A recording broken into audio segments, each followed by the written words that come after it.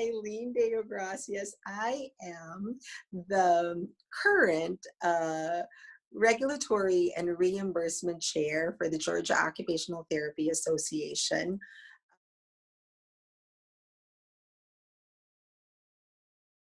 So last week we received, well, I guess it was the week before, we received a banner message from from the Department of Community Health, which is Medicaid, advising us that they will be covering telehealth services for, well, at first it was for, they are expanding the telehealth laws, meaning that they are going to be covering um, uh, uh, services through telehealth. So what we did was, and I am part of the Tri-Alliance. This is the association, the GOTA, PTAG, which is the Physical Therapists Association of Georgia, and the Georgia Speech and Hearing Association. We compose, there are representatives to the Tri-Alliance. And so we asked specifically if occupational therapy, physical therapy, and speech therapy are covered services that could be provided through telehealth, because previously PT and OT services were not. So with the expansion of these services, and in response to the coronavirus outbreak, they are now allowing PT, OT, and speech services. So that's something that has been in the works previously. GOTA has been working to get telehealth covered, but we haven't been approved yet. This sort of fast-tracked everything.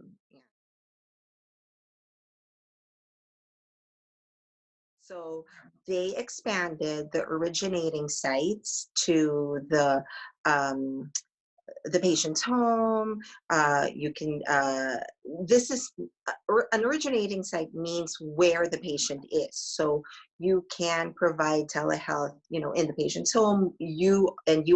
The therapist will be in a distant site. So you could be in your own home. It doesn't matter where you are, as long as you are able to provide this with audio and video.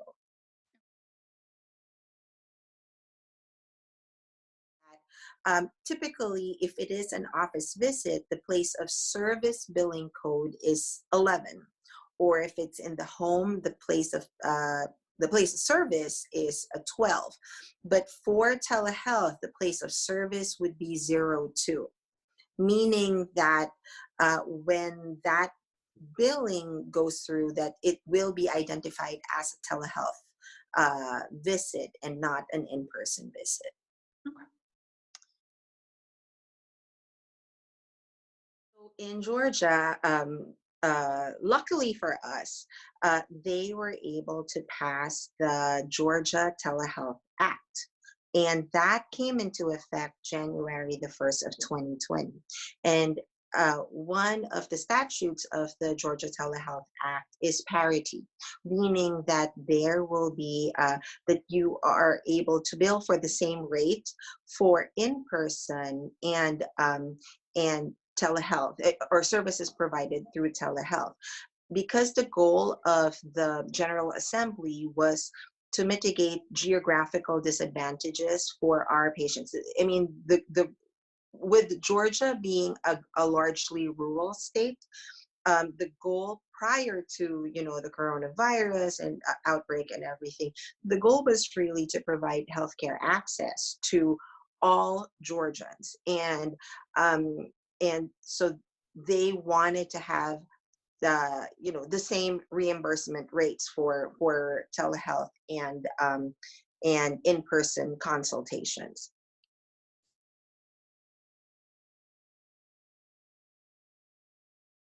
In order to provide continuity of care for patients, CMS, meaning the federal body governing Medicaid and Medicare, they relaxed the requirements for HIPAA, meaning the privacy requirements, and they are now allowing for non-HIPAA compliant means for telehealth, meaning that you could use FaceTime, you could use you could use Skype, and as long as there is an audio and video component. Those are the minimal requirements during this temporary time. However, you always, as therapists, we always want to still do what's best practice. So if there is a HIPAA compliant format, meaning, of the version of Zoom, or some people use Clocktree or GoToMeeting, if you are able to, I would still advise our occupational therapists to go use that platform. Okay. Good. Thank you.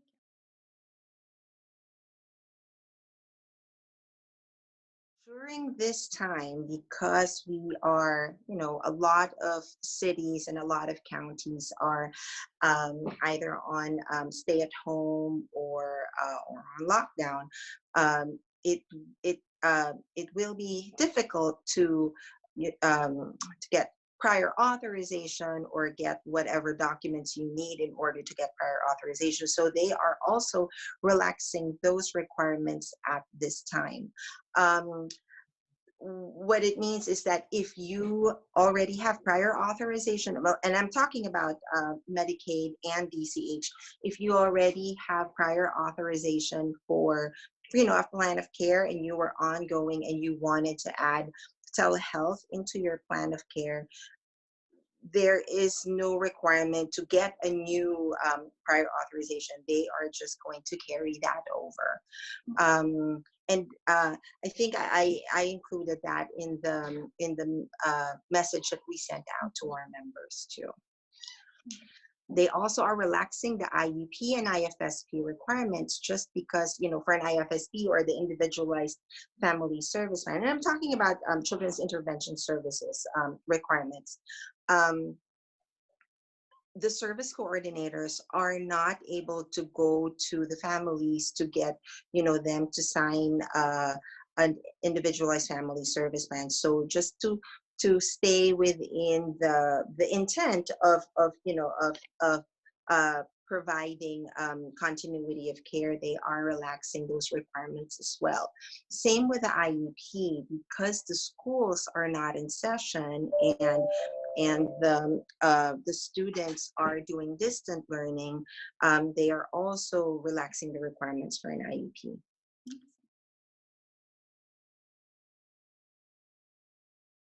A lot of therapists have been billing for services for the last couple of weeks since the banner message came out.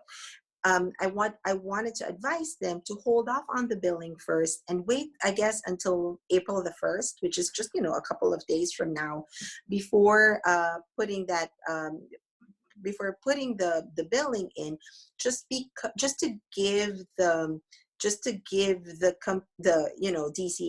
and the CMOs time to update their system for these billing codes to take effect. They probably will be getting denials, but that does not mean that it's not going to get paid. We have the banner message to sort of back up our claims. So I guess, that, and, just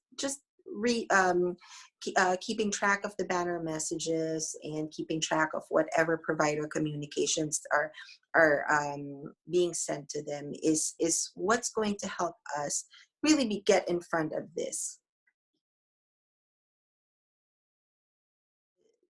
What is important to remember is that number one, Medicaid or DCH is allowing for telehealth for occupational therapy services, and the care management organizations, meaning Amerigroup, PeachState, and CareSource are going to follow DCH directive.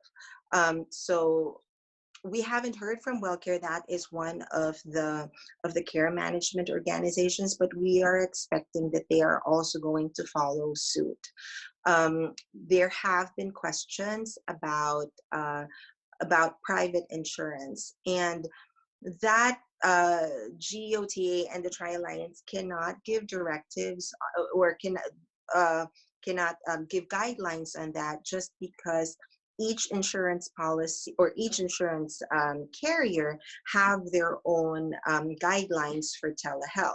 And we are leaving it up to the provider to contact their provider representatives for the private insurance to get guidance on that. However, it is important that our members know that about the Telehealth Act, and that from my understanding and reading it from the Georgia Code, that for an insurance carrier to be compliant, they need to be able to provide a telehealth option to all of their members if they are going to be in Georgia. They are also prevented by the Telehealth Act to refuse payment for a covered service that is provided with in-person consultation and not, with telehealth. I mean, whatever you provide through in-person, they also need to cover via telehealth.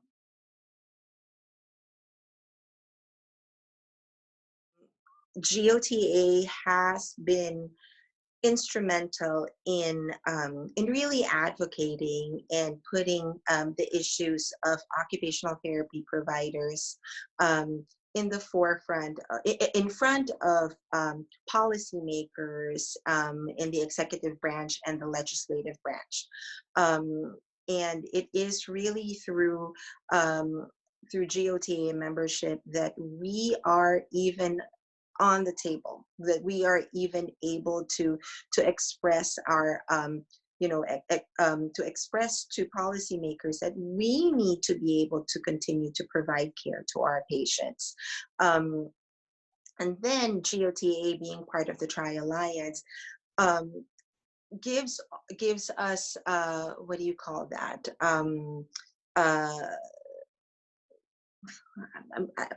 forgetting the word, like with our with physical therapy and speech therapy, gives us a bigger voice in in this arena. And if not for that, I feel that we would just stop working. We would just like during this time, our patients would not be able to receive the care that that we provide. And it's not only a continuity of care issue, it's also a practice issue. People like us that work via billable hours, we are unable to work. A lot of us are unable to see our patients and make a living. So that really is, I wanted to emphasize really the importance of that $90 a year membership. It's not, I always hear from other OT practitioners, like, what does GOTA do for me? GOTA does a lot. We do a lot. We are, it's really the membership of the few that ensures that all Georgia OT practitioners can continue to do to provide the service. So I wish there would be more members sort of carrying that load.